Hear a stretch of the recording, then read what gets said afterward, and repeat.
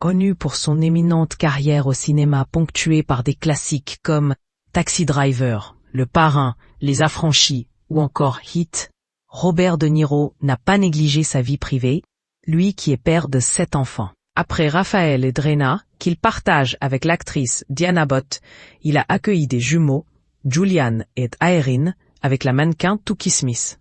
Puis avec Grace Hightower, il retrouve les joies de la paternité, avec 2 autres enfants, Elliot et Hélène.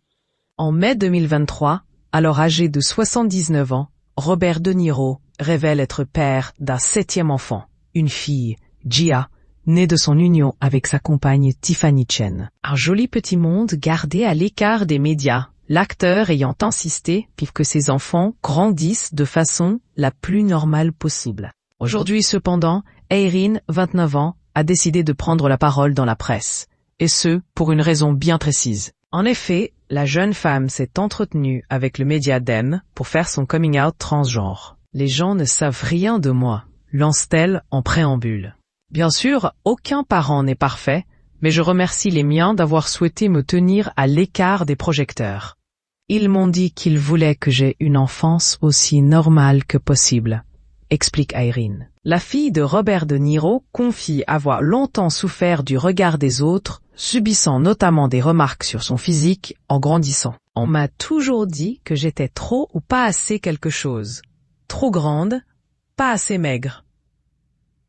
Pas assez noire, pas assez blanche. Trop féminine, pas assez masculine.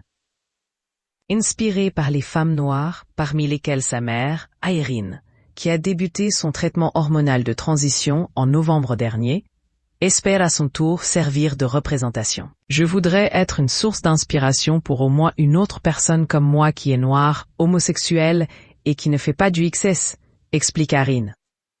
Je voudrais voir plus de femmes transgenres, plus de femmes noires qui sont peut-être plus corpulentes ou qui ne correspondent pas au moule de l'héroïne ultra mince et chic.